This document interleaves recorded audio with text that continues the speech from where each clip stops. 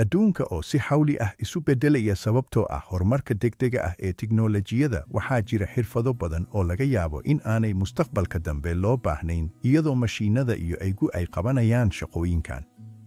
Tiknoolajiyada casriga ah sida sirdoonka macmalka ah iyo robotyada iyo isbeddelka bulshada ee degdega ah ayaa si weyn u saameeya suuqa shaqada iyagoo beddelaya fursadaha shaqo ee mustaqbalka.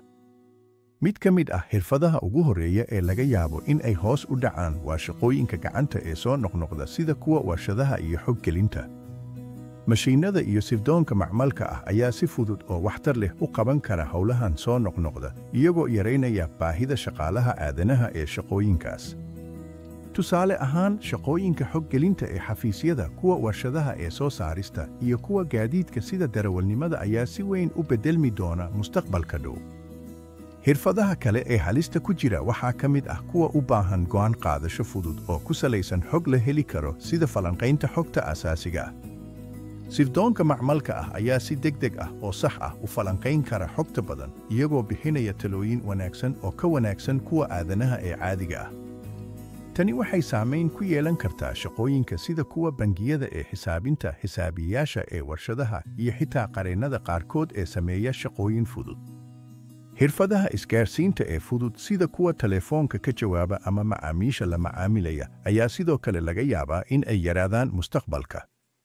Nidaamyada otomaatiga ah iyo chatbotska casriga ah ayaa si fiican oo degdeg ah u qaban kara howlahan iyagoo bixinaya adeeg joogto ah oo aan qalad lahayn. Adduunka warbaahinta iyo daabacada, xirfadaha qoraalka fudud sida wararka gaagaaban iyo tafatirka asaasiga ah ayaa sidoo kale laga yaabaa in ay isbeddelaan si weyn. Sirdoonka macmalka ah ayaa si degdeg ah u qori kara warar, maqaallo dhaadheer, iyo xitaa buugaag gaaban iyagoo yareynaya baahida qorayaasha aadanaha ee shaqooyinkaas. Si kastaba ha ahaatee, xirfadaha u baahan hal-abuurka qoto dheer, fikirka muhiimka ah, iyo xiriirka aadanaha ee dhabta ah ayaa sii ahaan doona kuwa muhiim ah oo loo baahan yahay. Kuwaas waxaa ka mid ah saynisyahanada oo sameeya cilmi baaris cusub, injineerada oo naqshadeeya nidaamyo adag, farshaxanistayaasha oo abuuraya farshaxan gaar ah, iyo kuwa bixiya adeegyada caafimaadka sida dhakhaatiirta.